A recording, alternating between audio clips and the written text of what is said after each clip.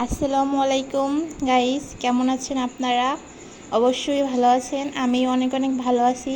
আজকে একটা রেসিপি দেখাবো, সেটা হচ্ছে দই চিংড়ি। এখানে নিয়েছি হাফ কেজি চিংড়ি মাছ। এবার লবণ হলুদ দিয়ে মেখে নিলাম। তারপরে প্যানে তেল দিয়ে দিচ্ছি। তারপর এটাকে হালকা করে ভেজে নিব। আস্তে আস্তে করে তেলের মধ্যে সব চিংড়ি মাছগুলো ভেজে নিব।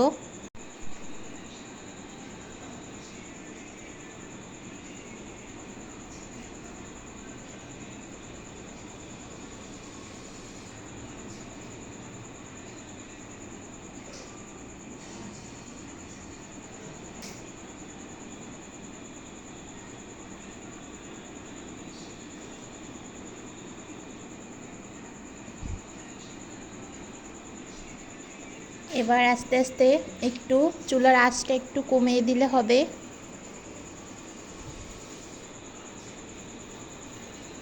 তারপরে চিংড়ি মাছগুলো একটু উল্টিয়ে দিতে হবে, চারপাশ ভালো করে ভেজে নিতে হবে।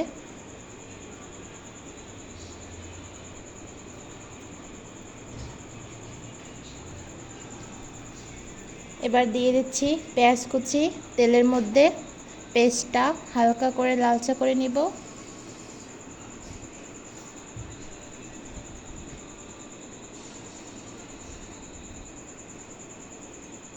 পেস্টটা হালকা করে নেড়েচেড়ে তারপর পেঁয়াজের সাথে রসুন বাটা দিয়ে ভালো করে ভেজে নিলাম।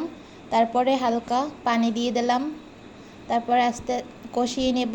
হালকা করে দিলাম ঝালের গুঁড়ো, আপনাদের স্বাদ মতো দিবেন ঝালের গুঁড়ো। তারপরে দিয়ে দিলাম হলুদের গুঁড়ো। তারপরে দিয়ে দিলাম জিরের গুঁড়ো। তারপরে দিয়ে দিলাম ধনের গুঁড়ো। তারপরে দিয়ে দিলাম লবণ।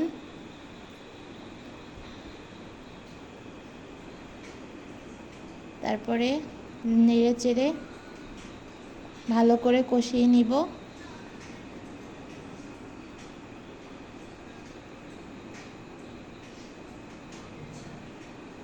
তারপরে দিয়ে এবার টক দইয়ের সাথে হালকা করে চিনি মিশিয়ে তারপরে টক দইটা দিয়ে দিলাম।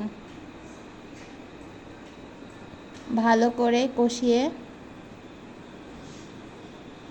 এর মধ্যে যেগুলো চিংড়ি ভেজে রেখেছিলাম তাই দিয়ে হালকা একটু নেড়ে চেড়ে ভালো করে চিংড়ি মাছগুলো কষিয়ে একটু চুলার আঁচটা একটু কমিয়ে ভালো করে কষিয়ে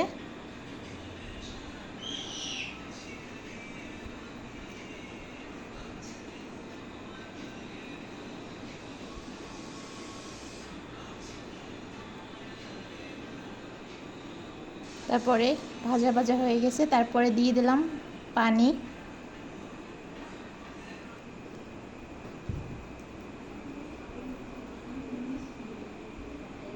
এবার দিয়ে দিচ্ছি ঝোলের পানি দিয়ে দিছি। তারপরে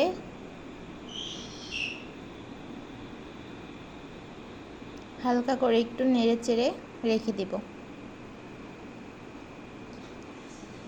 একটু পর আবার নেড়ে চেড়ে দিতে হবে।